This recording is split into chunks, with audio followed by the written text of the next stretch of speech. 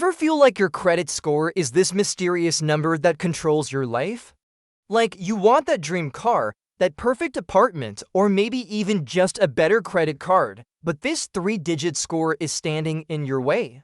Well, what if I told you that you have way more control over it than you think? Today, we're pulling back the curtain and revealing the credit score hacks every American should know. These aren't complicated financial theories. They're simple, actionable steps you can start taking right now to see your score climb. Stick with me because by the end of this video, you'll have a complete toolkit to boost your credit and unlock some serious financial opportunities. First things first, let's get the basics down because you can't win the game if you don't know the rules. Your credit score is essentially your financial report card. Lenders use it to decide if you're a trustworthy borrower.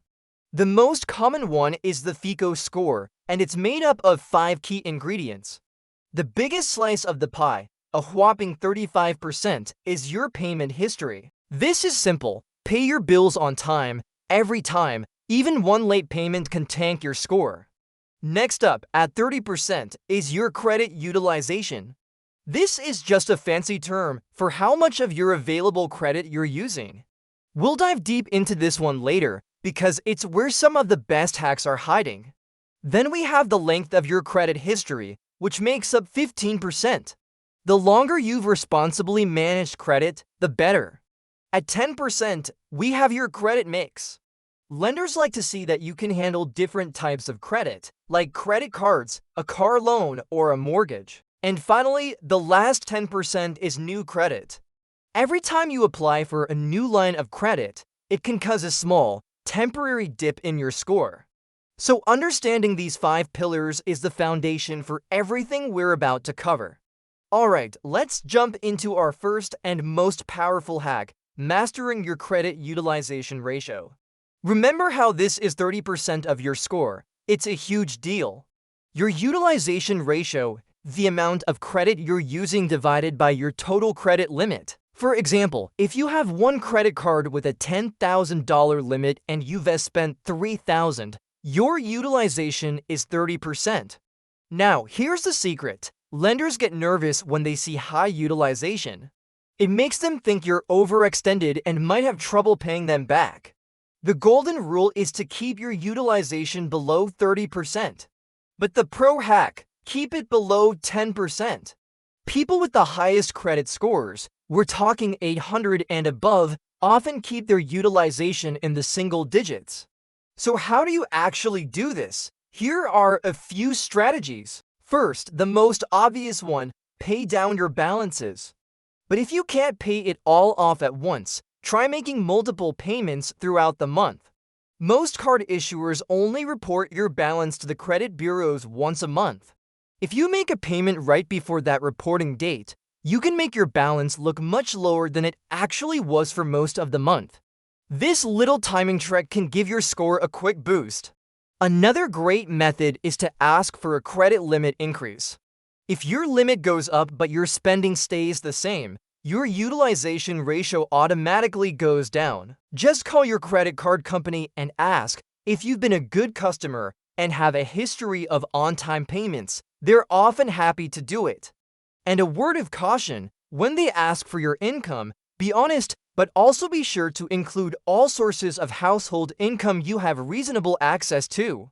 Now, let us talk about a hack that feels a little counterintuitive. Do and close your old credit cards.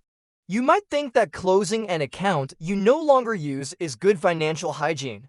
But remember that 15% of your score is the length of your credit history? When you close an old card, you're essentially erasing a piece of your positive credit history.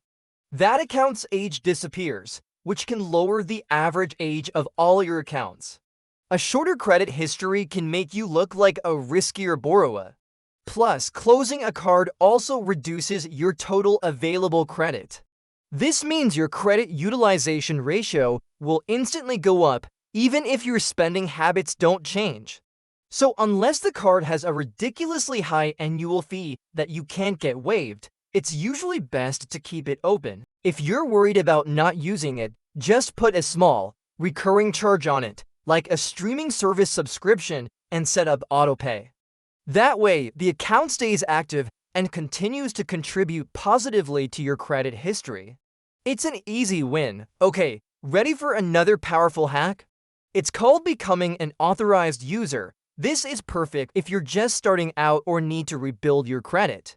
Here is how it works. You ask a family member or a trusted friend with excellent credit to add you as an authorized user on one of their long-standing credit cards. You don't even need to have or use a physical card.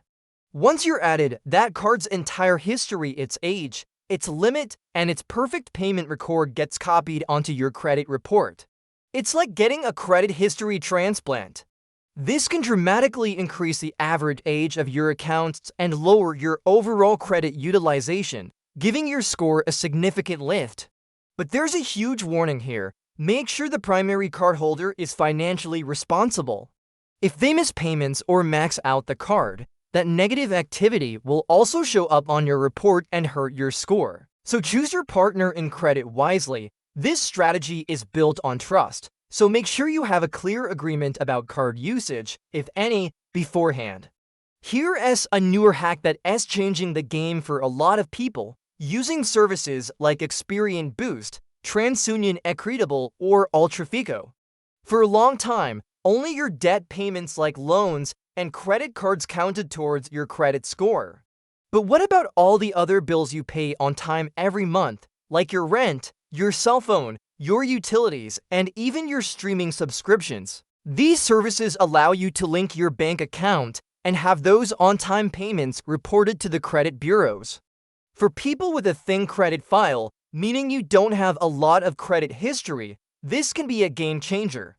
It adds positive payment history to your report that wasn't there before. Think about it: if you've been paying your rent on time for years, that's a huge indicator of your reliability.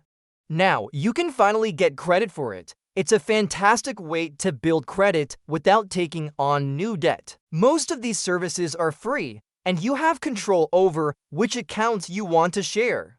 It's definitely worth looking into, especially if you're trying to get over that initial credit building hurdle. Next up, a strategic hack for when you need new credit. Don't go on an application spree. Remember that last 10% of your score, new credit? Every time you formally apply for a credit card or loan, it results in a hard inquiry on your credit report. 1 or 2 hard inquiries here, and there isn't a big deal and will only cause a small, temporary dip in your score. But if you apply for 5 different cards in a single week, lenders get spooked. It looks like you're desperate for credit, which is a major red flag. So be strategic, do your research beforehand.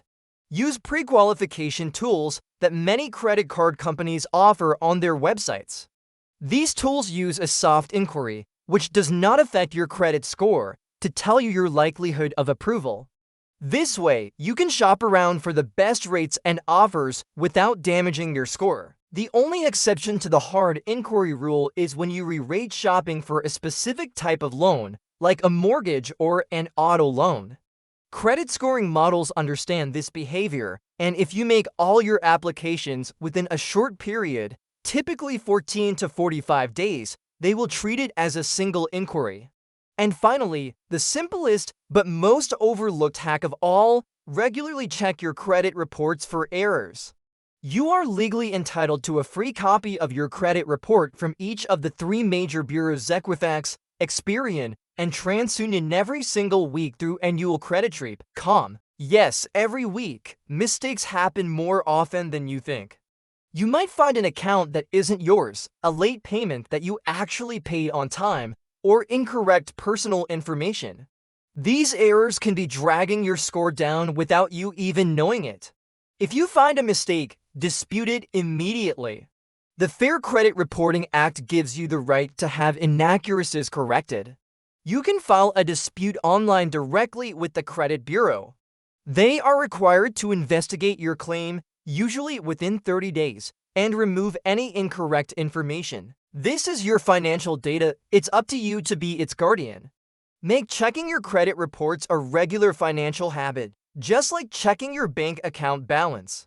A few minutes of your time could uncover an error that's costing you hundreds or even thousands of dollars in higher interest rates. So there you have it, a complete arsenal of credit score hacks.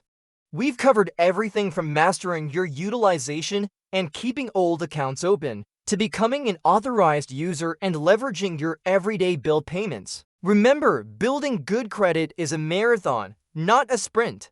But by using these strategies consistently, you can take control of your financial future. Your credit score isn't just a number, it's a key that unlocks better opportunities and saves you money. Start with 1 or 2 of these hacks today and watch your score begin to climb. Thank you so much for watching. If you found this video helpful, please give it a thumbs up and hit that subscribe button for more tips on mastering your money. And let me know in the comments which one of these hacks you are going to try first. See you in the next video.